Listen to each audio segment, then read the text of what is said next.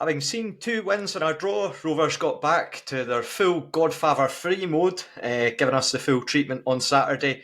Just when we thought we were out, they pulled us right back in. Now, having clawed back a 2-0 deficit after a very uninspiring first half, Rovers were then hit with a last-minute sucker punch by Greenock Morton to leave them empty-handed at the end of Saturday night. We're back with the podcast that nobody wants to record it, but here we are nonetheless, because we're not going to be shitebags, we're not going to disappear after a loss. I'm your host, Robbie Weir, and possibly grudging me tonight, I'm going to be joined by Carol Smith firstly. How are you doing, Carol? I'm all right. I don't think 48 hours is enough to erase that from my memory, and I only watched the second half live. Should have possibly taken the actions of your local derby, getting abandoned. Yeah. 8 goals, one abandoned, one suspending the game for 10 minutes, throwing things at the ref, and then the stadium collapsed. Yep. Yeah, it was a quality derby nice last and quiet, night. And then, of course, I'm joined by Scott Fleming, a man who's renowned for not mincing his words, and who better to join us on this occasion than Scott? I'm all right. It's been to say I enjoyed my Saturday would be a lie. After that on Saturday, I did kind of just go, that's kind of ruined my weekend there. But Scotland got a win on Friday night, so that kind of masked over it a wee bit. But hopefully, if they can get another win tonight, it might pick things up a wee bit. But that was certainly a tough watch especially the first 45 minutes. Scott, if there's a podcast equivalent of rattling the tiger cage, it was me telling you that Kenny McLean started for Scotland. You were suitably unimpressed by that news. We did intend to have more people on. Unfortunately, Alan's just been a bit tied up with work. He was going to join us, and Leslie's came down with an illness. Hence, I had said to a few people we were waiting to get 5 people on for this one. But we'll run with the free tonight and do the honours of looking back at. Really a lot to talk about for this one. So we'll start with the team lines. Comes to 2:00 on Saturday. I think the main talking point that was starting Liam Dick as a centre half and a back four. Scott, just your thoughts on that when you saw that come through. A bit of concern in our group chat about that. Well, obviously we discussed it a little bit on Thursday night, and I actually had Dicko down in my team in a back four on obviously the left side of that back four, and it was purely just because of the fact that I think that he is a better centre half than he is a fullback. So, and he's never really going to be able to. I don't think, unless like Stevenson has an absolute shocker at any point, I don't see him pushing Stevenson out the team. Other than injuries and stuff as well. But I think the way it ended up, like sort of playing out, obviously was not great. But I think Dicko played fine at Partick the week before, even when we changed to a back four as well. I thought he looked solid as well. So I can see why Collins just went, well, it worked for 45 minutes against Partick, who are arguably a better side than Morton anyway. So why wouldn't it work, sort of thing? I get the whole Hanlon's left-footed playing on the right side argument of it. Hanlon, I'm sure at some point in his career would have played a few games on that side for Hibs. I'm certain of it. So, I think he was experienced enough to be asked to do that. So, going in, I wasn't overly... The only thing that really kind of... I was a bit frustrated at, and it's something like we've all echoed in the group chat now for a while, is this continually playing Lewis Jameson at wide. Yeah. Like, we didn't get it. He clearly must be brilliant on the wing at training, because that's the only way that he can clearly get into the team on the wing, because he showed against Ayr United when he does sort of play him through the middle and actually play with players that are going to get balls into the box and sort of give him chances. He might need a few chances to score a few goals, but he's in the right position more often than not, getting shots away. I mean, he could have had 4 against Ayr a few weeks ago. He only got 2, but still, he got 2. So I think going forward, we basically need to make the decision of, are we playing Hamilton or Jameson up front, is what the It's not going to be we're playing both of them. I think it's you have to play one or the other now. Yeah, if you're playing that 4-2-3-1, really, especially what really frustrates me about the whole situation, and I think it's exacerbated by what happened and played out on Saturday, was that we've got Lewis Gibson there, and the feeling, I know that we've spoken about it a lot, but the fact that there's this reluctance to use him right from the start. I think from the fan base point of view, I'm speaking overall, so this might be quite a broad sweeping statement to make, but you just feel like you're seeing this player who comes on and creates in time and causes issues, very direct winger, and you just think, why are we not using him from the start? Which again is something that the evidence is starting to mount up time and time, and I think it's getting to a point now where it's really got to be a case where you've got to be looking. I think if we saw the team lines come through next Saturday and Lewis Gibson's not starting, I think then it's a bit like, right, what's going on here? Just given how well that he's done. Carol, Sam Stanton, unfortunately unable to make the game. Just a bit of a headache, that one again, do you think, given the sort of, we've spoken about the importance of him in a 4-2-3-1 again, just missing the sort of magnitude? Yeah, I mean, we talk about it regularly, the Sam Stanton size hole or the Scott Brown size hole, and the two of them together are amazing. And yeah, it's missing. You can see it, and there's this literally a massive gap that someone can't fill. Sam Stanton just seems to be everywhere when you need him, and when he's missing, there's nobody to go into that role. So yeah, it is a bummer. Right, let's get into the game. Unfortunately, so Scott, just if you want to kick us off, really with the worst possible start that Raith Rovers could have had in this matchup, just talk us through. Speaking of big holes, so it was actually, to be fair, give credit to Morton, really well worked team goal if you're looking at it from their perspective, which we're not, but yeah, played out right from the back to the keeper all the way up the pitch and ends up in the back of the net. But just from a Rovers point of view, what was disappointing about that for you? What in particular are you calling out from it? Yeah, I mean, I think the whole just general feeling, I think going when you're seeing stuff online and stuff after the game as well, that it was just such a lackluster and sort of, there was just no energy, no intensity right from the start.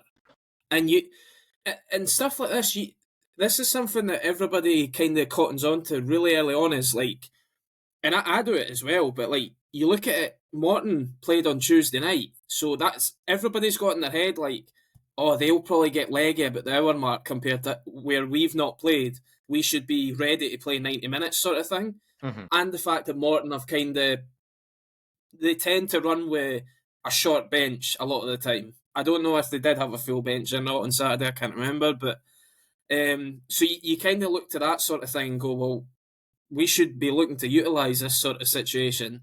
And it was the complete opposite.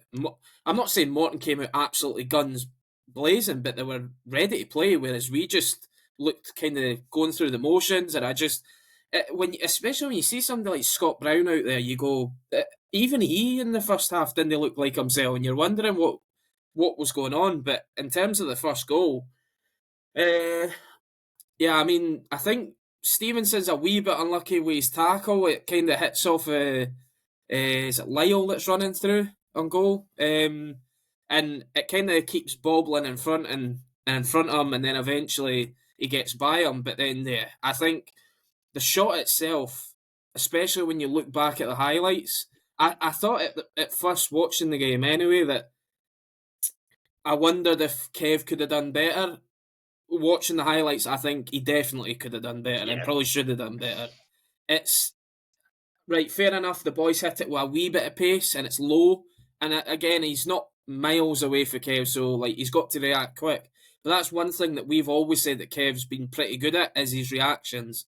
And he just clearly was just a little bit too slow there. It's something that he has to be saying with his feet. It's very close to him. Like, it's not like he's had to dive down low to one side. It's literally at him. So I do think that whilst we probably could have defended it better anyway as a team, because I thought we actually looked quite a high line as well at that point, very early on. Whether that's a thing that Collins has tried to ask us to do or not, I don't know. But it seemed like Lyle and Moffat were kind of taking advantage of that really early on with a high line and playing sort of through balls to each other basically to try and set up some sort of counter attacks. But yeah, I definitely think that Kev has got to take a bit of the blame for sure for that first goal. Yeah, I think there's a degree of collective responsibility. That was my next question for you, was going to be, should Kev be doing better? But as well, I think that across the back line, I think they themselves will be frustrated by it, because it just felt really staggered. It felt like, I mean, you had Frankie Dabo going out initially, and then you had Dick and Hanlon sort of look like they move out, but then Stevenson's a bit further back. And that just causes all sorts of problems when you've got that staggered line from based on what you can see. And again, they try their best. Stevenson, you could maybe argue that he's been a bit unlucky when he puts that tackle in. But yeah, just to have that goal early on. I mean, we've spoken at length before about the atmosphere at Stark's being quite flat, and that just straight away, you were just on a hiding to nothing. And I think a lot of that as well, again, you've got to give people a reason to get on their feet and get going. And I think that just that never happened for the first, half hour, I would say, last Saturday. Rovers did attempt to respond. Dylan Easton had a sort of header which went wide, and then really the gilt-edged chance that came up, Carol, was for Lewis Jamieson. Did you get a chance to see that on the highlights, and what were your thoughts just in terms of it? Yeah. It was so close. It was, but it just seems to be we're just that little second behind. It's like when you're trying to sync up your TV with the radio commentary, is that everyone's on a slightly different stream. It's almost there, but not quite. And like going back to the Morton goal, we just seem to be, it happened, and then we can look around and went, oh gosh, that happened. And we're just so slow off the mark. And it's same when we're trying to shoot as well. I don't know if we're thinking too much or we're trying to recreate what's happened in training and overthinking, but something is just not clicking. I feel, particularly for the Jamieson one, it looked like he was unsure whether he would get it away with his left foot or his right foot. Scott, what was your sort of perspective on that one? One thing I will tell you is Jamieson would not have ever shot that with his right foot, because he can't. He's so left-footed. I think we've seen that even when he's been out, when he got shifted out to the right a few times this season.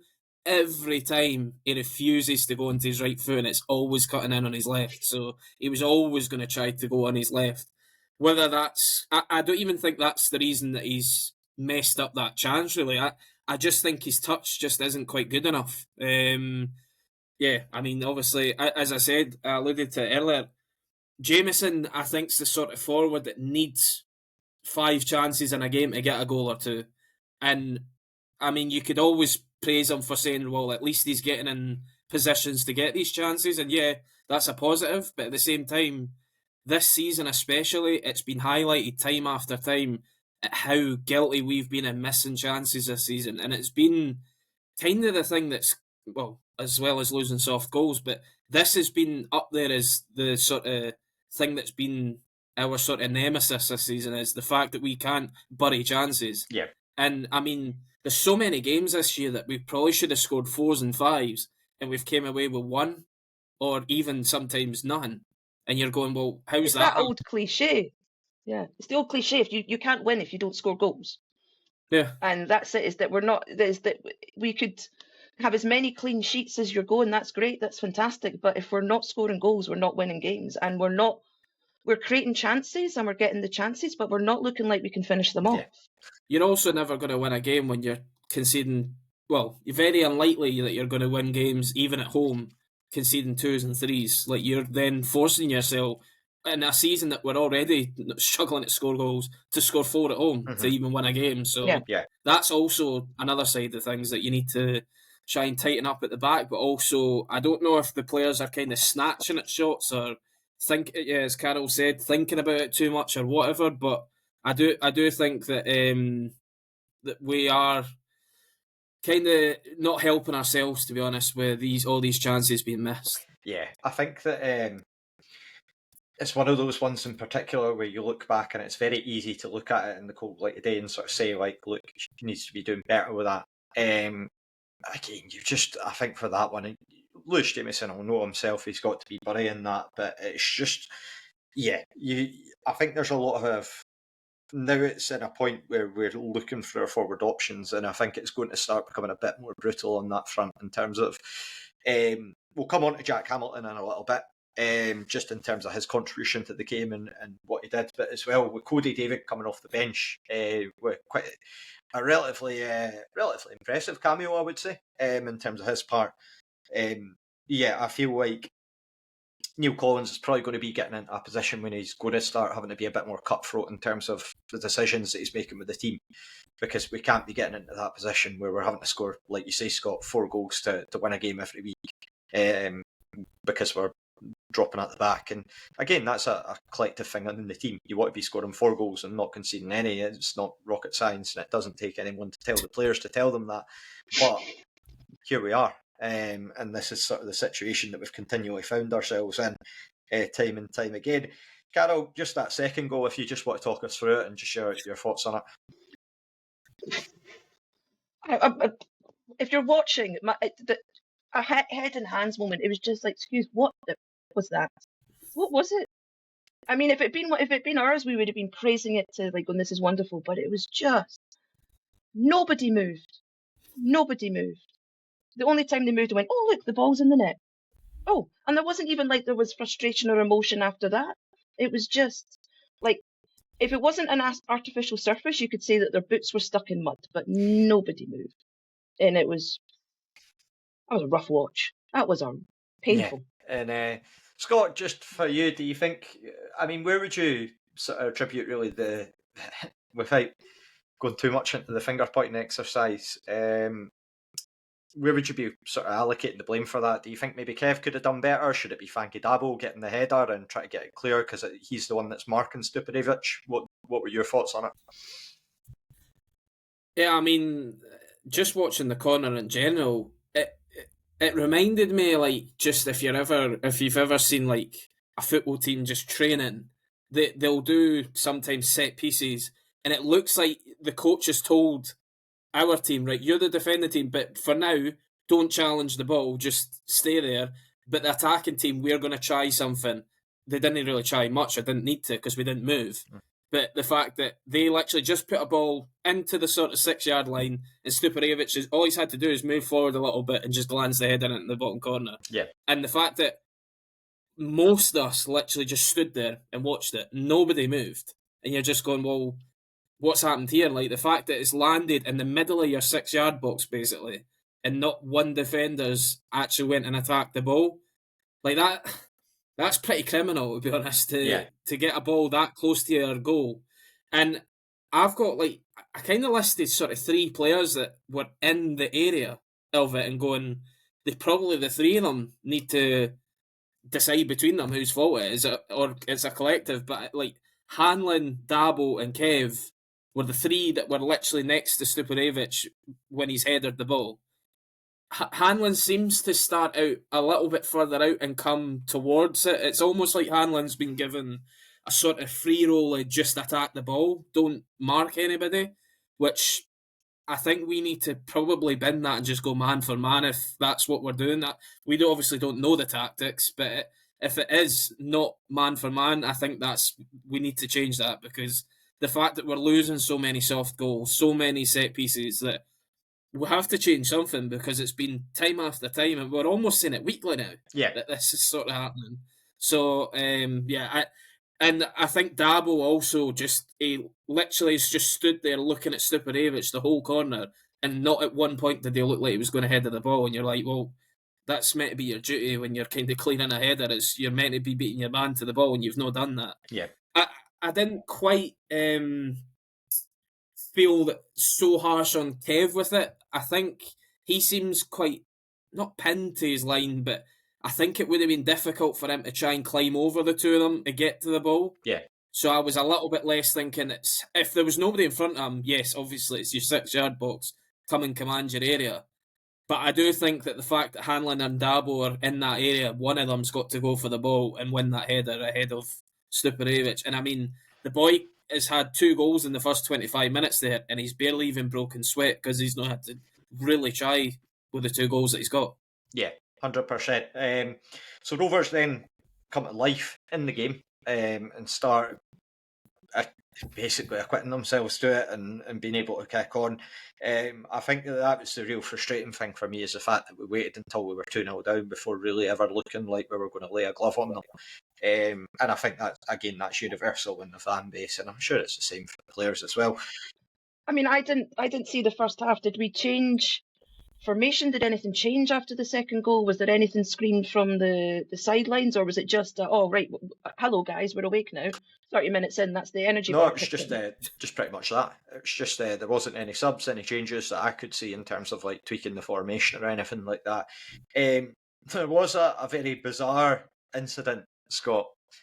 Are we going to term this a ghost goal? What did you make of it in the first half? So ball comes in, Jack Hamilton. I don't even know if Jack Hamilton gets a touch to it, because I think Mullen, the keeper, bundles it sort of backwards. It goes over the line and then looks like it's crossed the line, but gets hooked clear. Rovers players are adamant it's crossed the line, and of course Morton players aren't. What were your thoughts when you saw that initially, and now that you've seen the highlights as well? Is there any sort of additional thoughts that you've had since it? Yeah, I mean, I still think it's really genuinely tough to like call it. It's people will tell you that they think no, the full ball's over the line. The fact of the matter is, at Scottish Championship level, that it's great that we get all these different angles with Raith TV, because they've done a brilliant job over the years of getting better angles, more cameras, and all that sort of stuff. They've now got a camera on the bar looking down at the line. So until you get that angle, I don't think you can ever really say if that ball was over the line officially. I mean, look at the goal that Leslie reminded us of the last World Cup with Japan. Mm-hmm. The ball being like, I don't even know what sort of measurement I would call that. That was still on the goal paint basically, and you're going, that was disallowed. So I would even say that possibly that was like our goal on Saturday. So it is really tough to call. I think the keeper is completely just lost sight of the ball for half a second with Hamilton flashing across him, thinking that maybe he's going to win the header or get someone on it, and it's just managed to break through his hands. And then, fair play to the boy, was it Baird that hooked it off the line, for reacting fairly quick enough to hook it off the line, because, I mean, at the same time, I think a lot of guys probably would have at that point gone, well, the ball's basically in. Yeah. But he still hooked it clear. I thought it was quite funny, though, that... the tannoy goes. The tannoy and the announcer still just announcing the goal, just to almost think, I'll get the referee with this one, saying that it is a goal, because he's going to tell for 100 yards away what's happened, but... I thought that was quite funny, and then also the group chat, just literally everyone going Scott ? Because obviously we're watching on Raith TV. Everybody that was in the ground, but no, it was I think it was just really unlucky. And I mean, on another day, another referee might have given it. You never know, but I do think nobody can be 100% sure that that's a goal. I think, see for me, right, and looking at it with a cold light today, I think you've got to say that the referee's got to be 100% certain. So in that way, there was no certainty in what happened. So you can understand, and I know it's probably not going to be an opinion that's going to be very popular among Rovers supporters, but look, there was far more egregious decisions that happened in that game. And probably that will go for both fans. We'll come on to one later in the first half that I want to talk a little bit about, and then as well as there's the second half too. So after that, Rovers, Carroll Rovers hit the post through Jack Hamilton, but then he had to go off later on. Just in terms of a head knock, just your thoughts, just in terms of what you saw of the highlights in terms of Jack Hamilton's performance, and just do you think that shows the sort of physicality and importance of just being able to put themselves about in terms of the game, and just just how important he is in general to our team? Yep. Well, luckily I caught the last couple of minutes of the first half and noticed that they hadn't stopped the game for the head injury, which was a bit annoying. And it's good that he's up there and being physical, but we don't have a lot of strikers to lose. So it's like, what do we do? Do we push the physicality, or say you need to stay back because we don't have a spare one on the bench. You are it. And that's it. That's how important he is. It's maybe not him is important, but his position is important, because we're talking about the January transfer window. It's like, who's out there? Who can we get? Who have we got? We really need a nice, healthy, fit man up front, and we don't have that. Yeah, I felt the incident with the head knock, really, I thought that was more egregious than the penalty, to be honest, because there was no doubt about it. And the referee, they're all mic'd up. They're talking to each other. So why has he not pulled it back? That was the one that seems really strange, especially given Morton got through on goal. And to give credit, a little bit of credit to Kev, he did make a stop there and managed to make sure that it wasn't a hat-trick for Stuparević. So yeah, we'll take the credit where it can go in these cases. Scott, just what were your thoughts on that incident?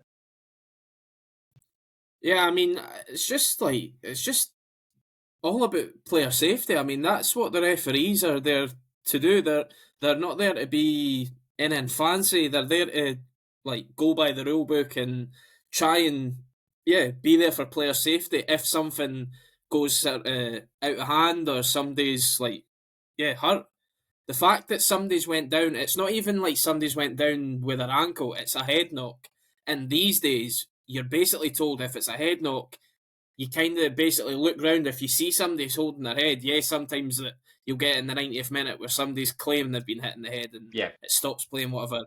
But it was quite clear that Hamilton was in a fair bit of pain, and the fact that Morton players kind of all stopped, well, the defence anyway, stopped because they had seen him go down and they could see he was in a lot of pain. They could probably also see the fact that he was bleeding a fair bit as well from his knock. Aye. So and then even fair play to Dougie Emery, he's even noticed it and went over to check on him, because we basically, how long it took for that, we just blew for full half time. So I think the fact that all that went on as well, you're wondering, you do wonder, you're talking about the communication, that if there was any from the linesman that's up sort of near the benches, that would have been basically on the halfway line by the time of where the ball was going. It's not going any further. So I do wonder if for some reason they hadn't communicated it, and it's not until, but then he's maybe not noticed. The only thing that you could question is, has he noticed it's a head knock? Because if he has noticed it, then that's just downright ridiculous that he's kept on going. But if he hasn't noticed it, that's the only thing that you could ever say that he's potentially allowed that play to go until the... And then but it's the fact that he's then 3 officials quickly. Or 4. There's 4 officials. Surely one of them should see, and just the protocol should be head knock stop. Should be screaming in each other's ears to stop. I'm not fully putting the blame on the referee, because he's got an assistant there and a 4th official there that are looking basically at that sort of whole event happening. So, and I mean, we don't know officially, but it sounds like it was quite a nasty gash as well for Hamilton, and he came off of us at half-time as well. So hopefully he's able to sort of patch up and be ready again for next week if possible. Yeah, I mean, it's not ideal to have a player, given the way that Jack Hamilton plays, and he will happily put himself about for the team and be fully committed, that you've got potentially stitches in the heat or staples in the heat for next weekend. Does that mean he gets to wear one of those funky masks? No, because it would have been the top of his head, I would think. So I don't know if he'll maybe have a scrum cap on for next weekend, but a wee bonnet. The only other thing I would touch on, we saw Sean Byrne shot, and oh my God, if that had hit the net, I would have been flying down the stairs. I would have perked me right up after the first half. It's a proper rocket as well. He just stepped on it and just lashed out. I'm pretty sure I screamed out oh my God. He hit it as if that he that's the thing he does every week. I know. It was almost like a shot that Scott Brown would hit. That's what it was like. And then I almost looked about 3 different times to go, is that 21? Is that Sean Byrne? Because I literally put in a group chat, I just put Sean full capital letters, question mark, exclamation point. But it was unbelievable, but unfortunately not to be. But that shows you how rough the first half was. That's one of the main points of excitement. But yeah, more of that, please. Keep trying, Scott. Keep trying, Sean. That's what we need. We want more Sean Byrne goals. Scott's That's exactly fine. He does it all the time. He's picking them off left, right, and centre. Sean's the one that we're asking. Sean's fun. This is work. Yeah, I'm talking about them on first name terms. Never met either of them in my life. Right, okay. So we'll go on to the second half now, where we started off. So Jack Hamilton obviously gets replaced with Lewis Gibson. Lewis Jameson moves up top. Carol, do you think that was a correct move given how sort of the way that the first half had panned out, just to bring on the sort of directness of Gibson and just giving him an opportunity really to exert himself on the game? I think at 2-0 down, we've got nothing to lose at that stage, have we? Really? Direct, route one, punt it up the park, put it. I don't care how you score, just score. And I think the change in formation. I mean, we say it at every lineup, it's great that we don't know the formation, and that means that other teams don't know the formation. But the first half on Saturday looked like even the team didn't know what they were doing or what the formation was. And that's kind of vital. Yeah, it was a tough one. First major talking point, Scott, came along. Dylan Easton went down in the box under a sort of a light challenge, shall we say, from Ian Wilson. It looks like he got clipped in the box just based off the Raith TV highlights. But when you initially saw that, what were your thoughts about it? Did you think it looked just a bit too soft to be given a penalty for that point, maybe at the referee in real time? Yeah, I mean, I thought at the time when I was obviously watching it on Raith TV that I thought it was too difficult to tell from my angle.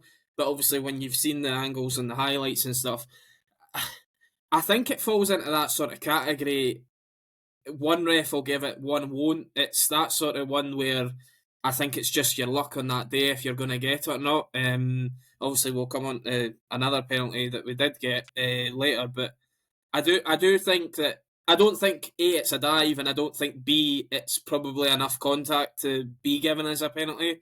So I'm I'm pretty much sat on the fence with whether I think it is or not, but I do think it just falls into that sort of grey area of some people do think it's a penalty. I've spoke to a few that do are saying that they think it's a penalty, but I just think it's sort of one that some refs will give, some won't. Yeah, I mean, from where I sit in the south stand, I'm if you're facing out towards the pitch, I'm just right to the right hand side of the goals basically. And looking at it from my angle, I thought it was a penalty, but then I had others in our chat sort of saying less convinced, saying they weren't so sure. But yeah, again, I think it's very easy to sort of look back with the Raith TV highlights and the referee sees it in real time, so you can understand. And as well, I would also ask, I mean, Scott, for yourself, do you think there's a degree where the sort of dark arts that Dylan Easton provides, can that sometimes maybe work against them, do you think, in situations like that, given that, I mean, we saw it against Queen's Park? Do you think maybe the referees will go against them because of that? Or? Yeah, it's a difficult one because I don't get me wrong, I think players like Dylan Easton, because he's a name that everybody kind of knows around the league now, and because he does outrageous things at times, he's known for sort of his antics as well as his good footballing skills. So I think there might be some referees that go into games. I mean, no referee should be going into games thinking, oh, well, anytime he goes down, it'll be a dive. That just, you should be reffing it on the occasion itself. But as I say, I don't think it was a dive, and I'd like to think that the ref's not thinking that Easton did dive, and the fact that he didn't go and book him would tell me that he doesn't think that he didn't think he dived, because otherwise he'd have ran over quick as anything to pull out the card. But the fact that he didn't tells me that he thinks that clearly Wilson probably just got enough of the ball in the challenge, but I'm not even sure if he did get much of the ball, but I don't think he got much of Easton. So that's why I'm not so sure that it was really a penalty. But I don't think on this occasion that the referee does have it in for him. Otherwise, if he did, I think he would have booked him for diving. Yeah, I mean, it's a very valid point. Also, I think as well, you look at it from Easton's obviously looked round and asked. So surely it's either got to be one way or the other. But the referee just play on with the game. But again, I think it would be very interesting to hear a referee's perspective on an incident like that, to sort of see what they say when they get these decisions to play out. But again, that's hopefully something that maybe in football they'll sort of look to get that in the future, whether it's sort of having interviews with referees. Obviously, it wouldn't happen at our level, but sort of maybe a bit more explanation. I know they do it with sort of Sky and things. So yeah, Carol, 58th minute, Cody David comes on for Finlay Pollock, just offers a bit of an aerial threat. What did you make of Cody when he came on? Pleasant surprise. It was very nice, actually. I think there's been a bit of, like, on chats and things of it could go one way or the other. He could be a club legend or it could be a damp squib. And I think that, he came on and he gave a bit of presence. Although I definitely think the ref didn't know how to handle him. Jumping forward a bit towards the end, there was a few times where he's like, that's not a foul. He is not fouling anyone. And there was one time, I don't know who it was, there was a full-on rugby tackle. And the ref paid no attention. Did get booked for that, thankfully. I mean, that was ridiculous. Just, yeah. So it was nice to have, like, let's face it, Morton are thugs. They are hired thugs. A variety of sizes, variety of formations. Aye. Yeah. They've been queuing up waiting for this moment. They had to wait 35 minutes to go out, but we'll get onto it. But there we are. Yeah. Yes. Yeah. Alan Rickman, Robin Hood, Prince of Thieves, delivered that rhyme. Hired thugs. They are 100% hired thugs. And it was nice to have some size and brute on to face up to them. Because, we are not the strongest of teams physicality-wise. They're just mean, big boys. I think that it's...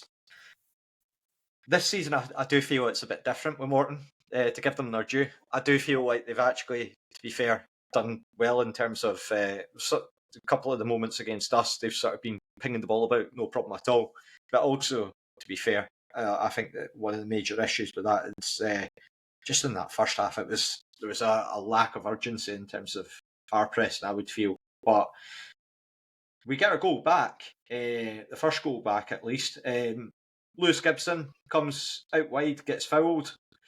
Dylan Easton takes the free kick. It comes in. Cody David, does it look like he gets a touch there, Scott? Did you think that he got a touch, or did it just go right through to Hanlon / Delaney and off whichever one that you're thinking is getting the goal? I thought it just kind of went through to Hanlon and Delaney, to be honest. I didn't really think anybody got a touch on it. I mean, it's a good ball by Dylan because, I mean, by that minute, what was it, 59 minutes, I had no hope in hell in him putting a good ball in because the first half, his deliveries were shocking. I mean, we're comparing it obviously to his free kick the week before, which was unreal. But then you're going, I think he had 3 corners or something in a row off the first man. You're going, I mean, only a week ago we were talking about how this boy can put in such a good delivery or have a great free kick, and he was doing all this. So, and I mean, I suppose that's because we're at the Scottish Championship level and we're not at the top flight or anything like that. But yeah, I mean, fair play to him. It's a good ball. It's in a dangerous area. And I mean, the Morton lads literally it's kind of just hit him in the knee and went in. Like, I think he's kind of blocked a little bit for Hanlon, and the fact that it's just hit him and went in, it's obviously unlucky for him. I think the goal did get given to Hanlon originally, but then it got changed to like an own goal eventually. But I'm not sure anyone's trusting our tannoy after we got Jack Hamilton's goal in the first half. No, but I think after that, you could obviously tell that the players finally... I mean, they were already playing better, but I mean, the first half, you couldn't have really played much worse, to be honest. But I know we created chances, but we weren't playing great. I think the fact that just we got a left and you're thinking, right, we've scored before the hour mark here, or right on the hour mark. We've got a good... And because already by this time, the keeper had been booked for time wasting. Yeah. So... You've got a full half an hour plus probably 5-6 minutes. You're talking 35-36 minutes to get minimum a goal. Like, and the fact that we looked like a team that just, that's the way we want to see us play. Yeah. And you're going, where was this in the first 50 minutes of the game?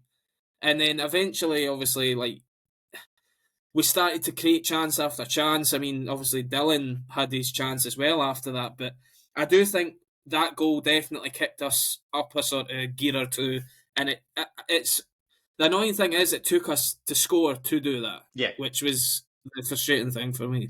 Yeah, I mean, Dylan Easton and Scott Brown both have kind of half chances. Morton were, at that point, they were really limited to counters. I know Owen Muffet had one that went sort of wide of the post on the break. But yeah, really it came to a head when 81st minute, Jack Baird bundles over Lewis Gibson, who'd broken free. Clear penalty based on Raith TV. Yeah, clear.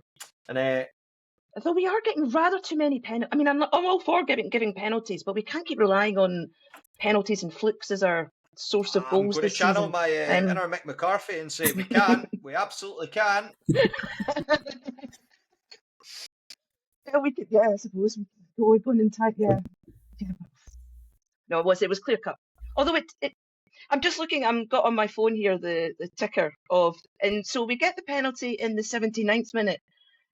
But it seems to take an awful long time for it to actually get taken. Mullen got cramp, I think it was. He was really. Or did he get cramp, or did he get a cheat sheet? Did he have like left and right of all the where he would take the penalty written on the pit bag? Because there was nothing wrong with him. Morton, look, to be fair, the really annoying thing with that is fine well if he's not on a booking, he's booked there and then. Yeah.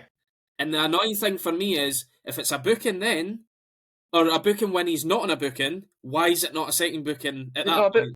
Just because I don't care if you're in the headlines for the wrong reason for sending off a keeper, but if he's blatantly time wasting, which he was, and which Jack Baird then couldn't put his shoe on after about 10 attempts. Did he not tie his own shoelace? I don't understand. Untie your shoelace, put your shoe on, tie your laces. That's how it works. He definitely, whether I'd never even thought about it until I think somebody put it in the group chat saying about, I wonder if the physios maybe came on and told him where Dylan puts his penalties sort of thing, if Imre's said, oh, Dylan goes to the left or whatever. Yeah. Because I actually think that Dylan actually changed his sort of, usually tends to go sort of that bottom left from the ones that I remember of Dylan taking a penalty anyway. So I don't remember him really ever going bottom right, and so I think the fact that the keeper dived the way that I thought Dylan normally goes, maybe someone did get passed on to him, but the fact he wasn't booked, I don't care if he was on a booking. It was just blatant that the fact that you could have given him less stick if the keeper had brought Gibson down and they play on that his boots hit him in the face or something. The keeper was not even involved in this. So, to say that he was injured, and a keeper being injured in what was that, 80 minutes when he's barely moved, it's come on. Yeah, I think, look, from a Rovers perspective, we're obviously going to be very, very cynical about Morton in terms of their tactics and their gamesmanship. But again, it's part of you've got to handle that and give credit to Dylan Easton. I think that's the most important thing. Had to wait a very long time to take that penalty, and he just rifled it home. It didn't bother him. He was just got the job done and got us back onto level terms. So after that, Rovers are pressing, looking for the winner. Morton, obviously, they're still at the pitch at points, but by and large, it generally felt like the game was sort of, if there was any team really looking for the winner at that point, Rovers tinted glasses probably here, but saying that I think that we were in the ascendancy. Even Dougie Imrie, I'm sure, caught him in the press sort of saying that, he felt like it was potentially the same old story, hard luck for them. And then, if you just want to probably raise your blood pressure here, Scott, but just talk us through that third goal. It's just the story of our season. It's yet another soft goal that you just give away. I mean, I suppose you would possibly put it under it's unlucky, but in terms of Dylan Easton not controlling the ball, because it's a ball that he normally easily controls, takes it down and goes on a run, but he's miscontrolled it. The boys managed to sort of cut it back across, and again, it's in that sort of area. Yes, he's hit it at a decent sort of bit of pace that maybe Kev can't really dive across to stop it, but there's also 3 defenders in that sort of area that possibly could also try and put a body part in front of it. So, and I also think that Dabo didn't look too great in the highlights, especially when he's literally watched Garrity go past him, and even by the time he's seen him, he still doesn't follow him in. whether Dabble thinks that the ball's coming in or not, you should still be following that man in, knowing that I think it's Hanlon or Money, I can't remember. Whoever it is, he's got his back. He doesn't see Garrity. Yeah. It's Dabble that sees that. So if you see the danger, you should be the one that's going and dealing with it, not relying on somebody else turning around and dealing it for you. But yeah, it was just another soft goal to concede. And I mean, you could tell for the players' reaction. I mean, we still had a good 5 minutes, I think, after that goal. Yeah. And you could tell that from the players, nobody went and got the ball and ran up. It was like, oh, we've lost. And I was just like, well, yeah. At that point, I was kind of effing and blinding in my living room, but I was just like, come on, like, we can't keep losing such soft goals. Like, it has to stop at some point. We have to stop caring that we're losing soft goals, I think, as well. It's like you said, Scott, there was no oomph, there was no gumption at the end, there was no, right, we're 3-2 down, but we've got 5 minutes left. We know how to do this. That's what we did at the first half of last season, was score last-minute goals. But there's been none of that belief or gumption or oomph or whatever it is, not pizzazz, because that's definitely not the word we want, to score. It's like, yeah, you've lost a soft goal. C'est la vie, we've done it for most of this season. Right, we know how we handle this. Let's get on with it. But on Saturday, it was just like, all right, we've lost. Oh, well. Do you think that makes it tougher to take, Carol, after last season? You're obviously saying there about the late goals and how we are this season compared to last season, just in terms almost like it feels like the mentality. Yeah. Is that we gave everything to the very last second at the start of last season. Let's say, like from September to Christmas, everything. It didn't matter. You felt with that team, it wouldn't have mattered if we were 4-0 down, 5-0 down. We would have given everything to the last minute, and then something changed. I'm holding that Arbroath game on the Friday night where it chucked it down with rain. No, it was, yeah, it was. That one. It was a Friday night game, awful. And it was terrible. Yeah, that one. Yeah, that Friday night game, and that's when it turned, and that's when you saw the heads go down. And I don't think they fully lifted since then. And that's what we need to do. Is just like, right, fine. I agree with Scott. We need to stop losing the soft goals, but c'est la vie. If it's gone in, it's gone in. Get back that goal, ball back up to the centre spot, and let's keep going. If for anything, just to give some oomph to the fans. I think it's from the player's perspective, it must be brutal because you work so hard to get back into the game, and you're looking like you're going to be able to kick on and potentially win the game, and then next thing you know, it's dropped, and then obviously the narrative. I think that's where Vaughan's missing as well, because Vaughan would always go and get that ball out of the net and go back up, because all he wants to do is score goals, and that's what's missing from the team. Not only just the goal scorer, but that inner little boy, wee boy, that all they want to do is score goals, and that's not there.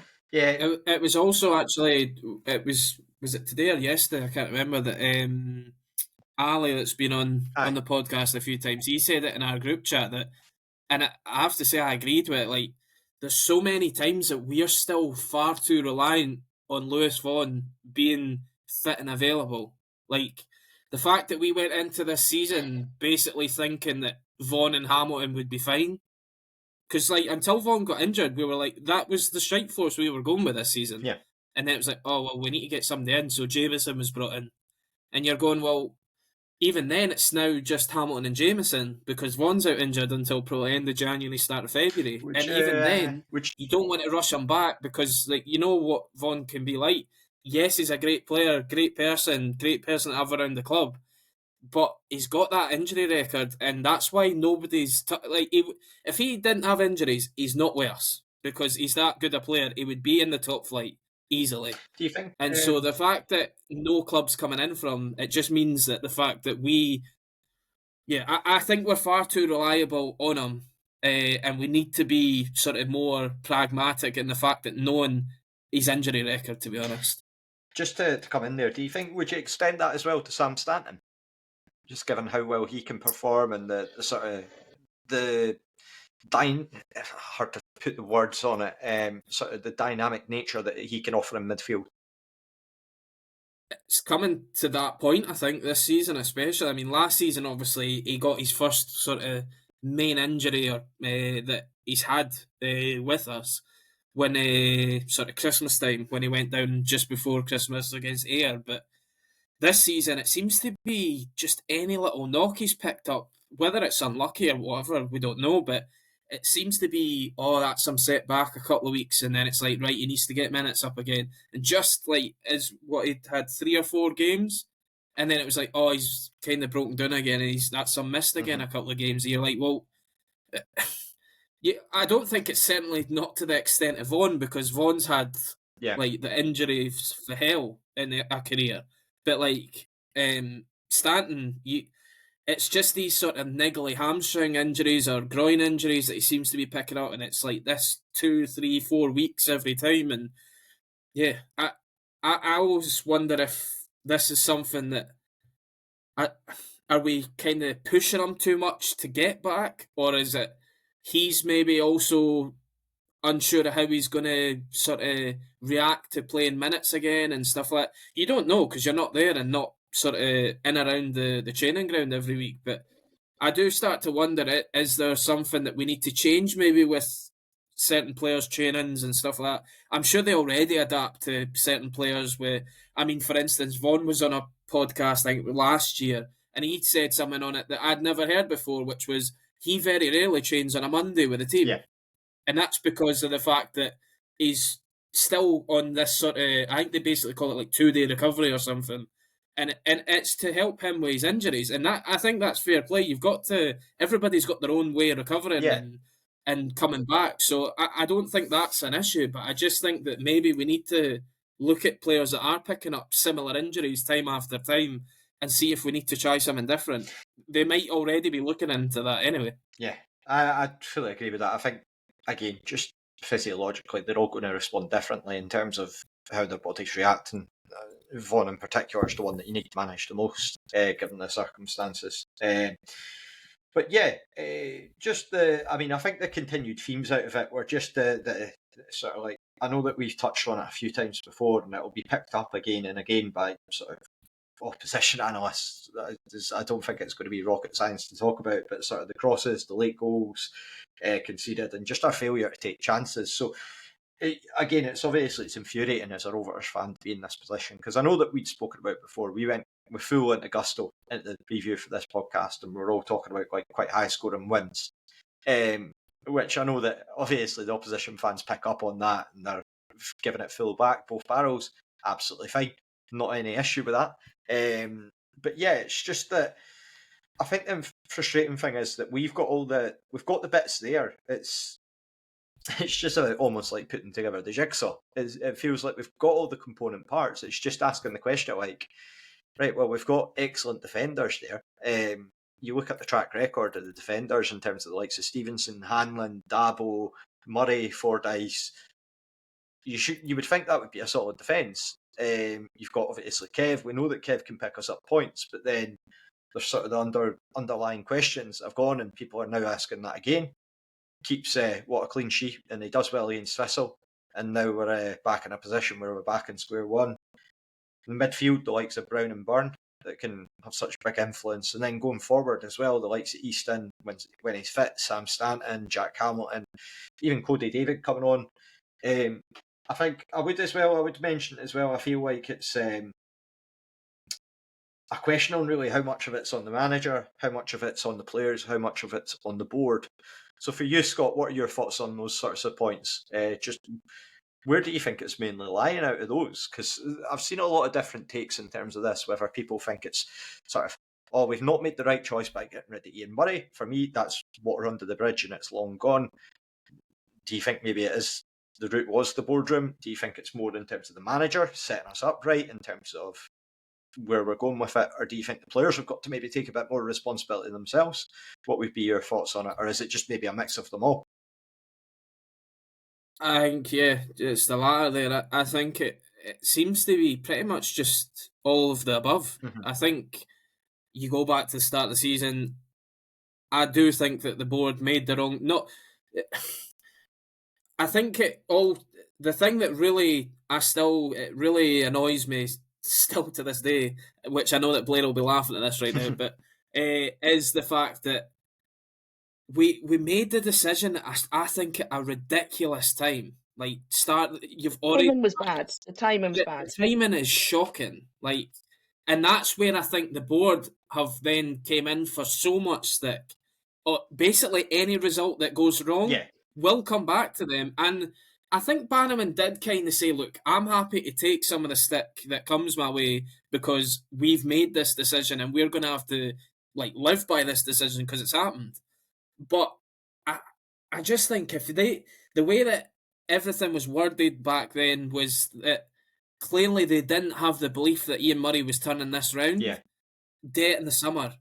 Yes, it still would be bizarre considering we got to the playoff final that you're sacking your manager.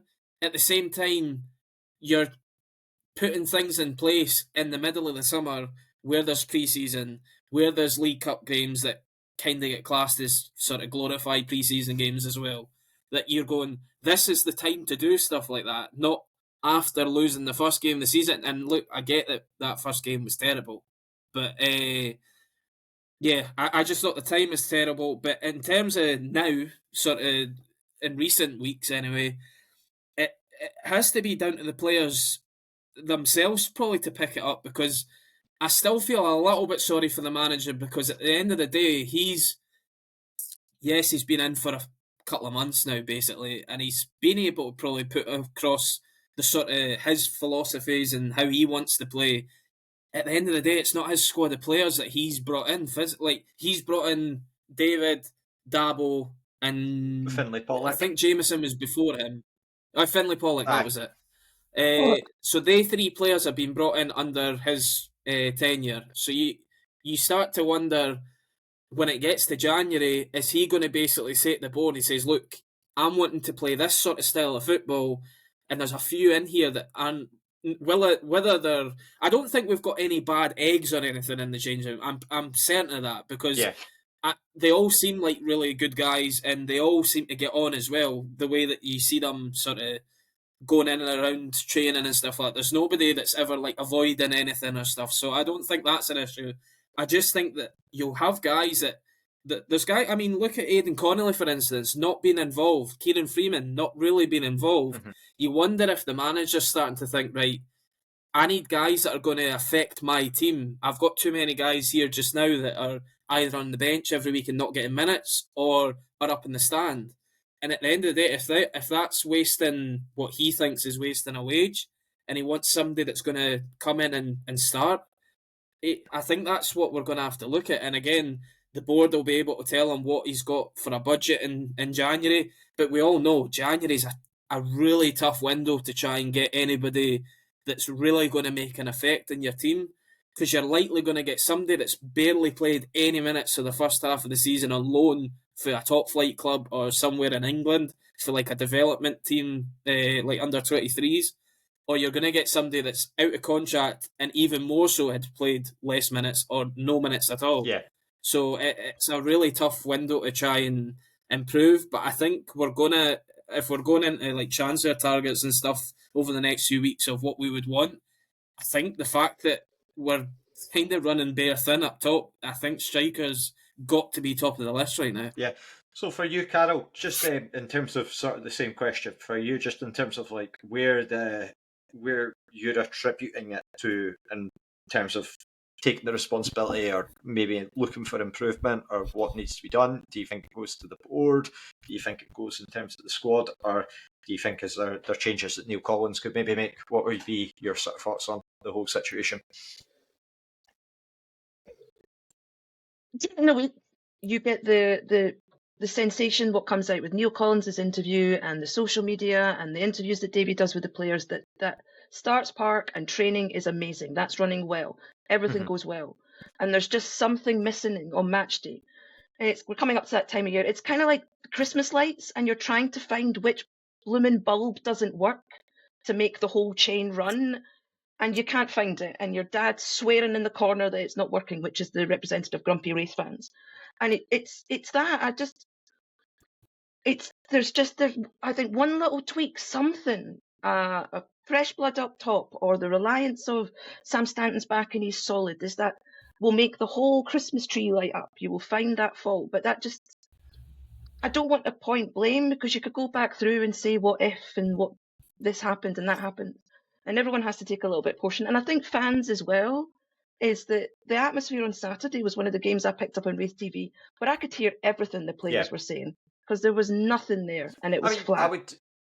The first half, I would fully agree with that. I think that the second half, definitely, people, because the team started being a lot more aggressive and going out, and you could tell that they were on, their tails were up, particularly after the first goal. People were right behind them. Again, just to add in terms of the overall picture for the club, I don't think Scott Brown, I'm sure he would have had plenty of sort of clubs come January sort of asking the question about him, trying to pull him away from Raith Rovers. I don't think he would have been so keen to sign if there was these issues behind the scenes, or if there was any sort of...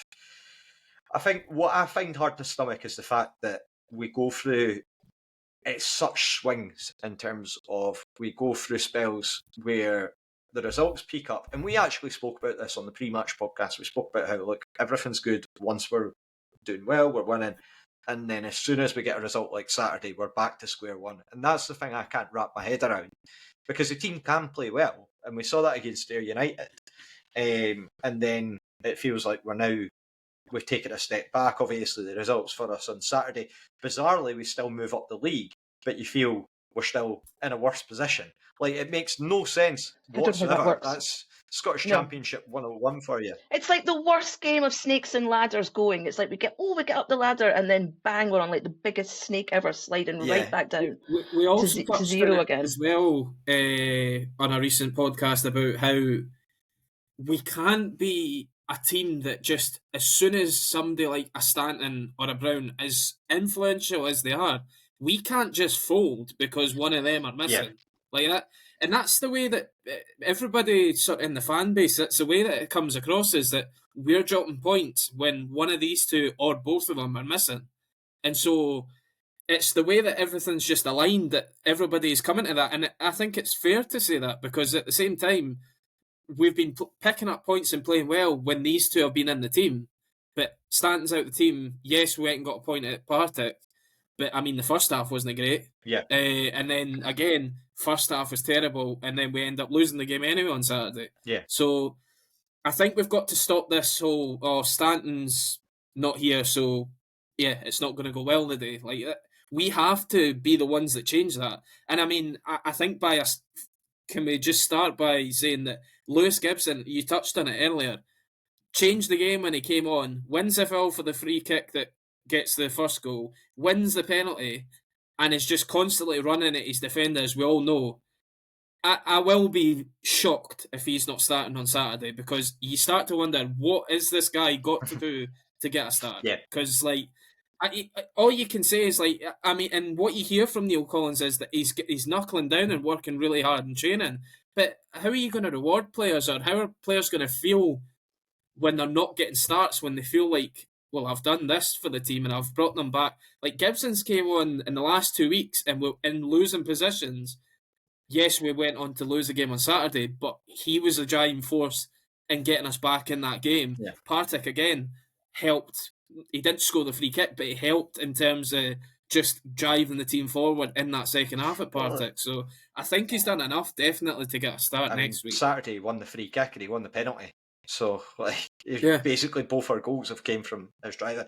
One thing I did notice, and this will mean nothing for the two of you, but I touched on it in the group chat for those who read on Pie and Bovril, random guy, the St Johnstone nerd stats guy that pops up with these weird charts from time to time, basically said he was astonished that Gibson wasn't playing right from the start, just because of the impact that he seemed to have in terms of sort of the statistical data. Again, I don't know too much about that myself. I am not a boffin on that front, but I think for me, I feel like Gibson's the type of player that you enjoy watching as a fan, so it's natural to sort of gravitate towards that, because he does get people on their feet. He'll be happy at it. It's a bit like Dylan Easton, in that you don't feel like he loses the ball and then he's completely out the game. You feel like he'll just keep trying and he'll keep trying and keep trying. But I think he's comes back for more every time. Well, that's it. And as a young guy, he's made a really big commitment in terms of moving up to Kirkcaldy. So yeah, fingers crossed that I feel like I know that Blair will say to this because he said this before.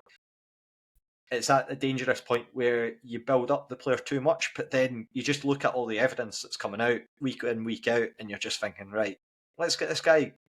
I feel like a lot of the points we've made is about the players that we've had before that have been a focal point in the team. Why can't someone like Lewis be a player that steps up and can be right? It's like the old saying of if he's good enough, he's old enough. Well, that's 100%. I mean, look, and again, I've referred it in last couple of weeks, especially with Scott Brown going to the national team. Look at Ben Doak right now. Yeah, this is a player we've been screaming out to play, and look what he's doing to the most expensive defender in the world. Like, I mean, he's ripping them to pieces, and you're going, well, not obviously to Scottish Championship level.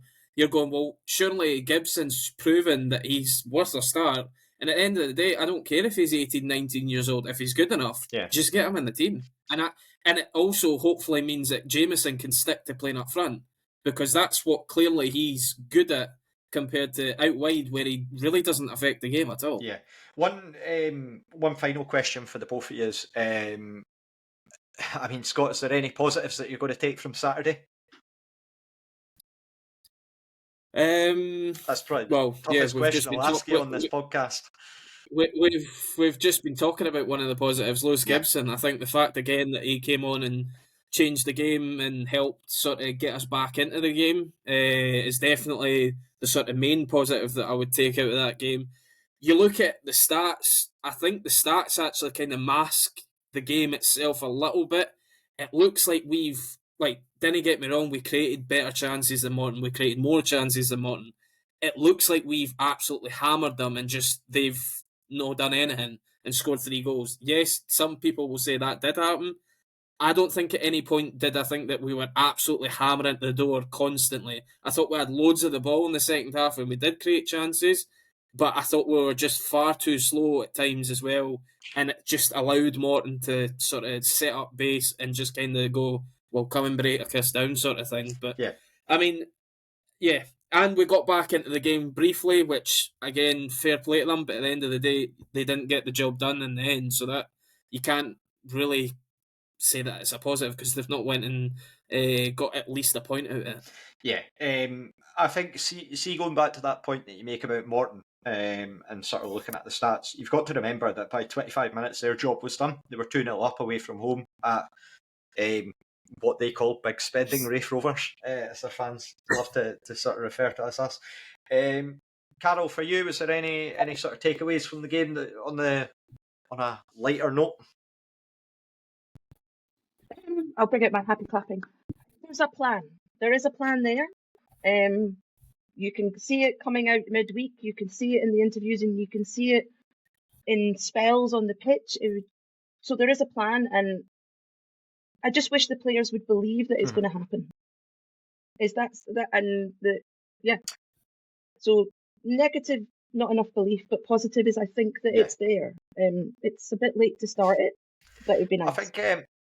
But no, See, for me, just to go back to that sort of point, I think that nobody's going to excuse the first half because it just wasn't good enough in terms of the way that the game started and how it was. I mean, it was a great response to get back into the game, but you can't be giving a 2-0 lead to a team like that because they're just going to kill the game.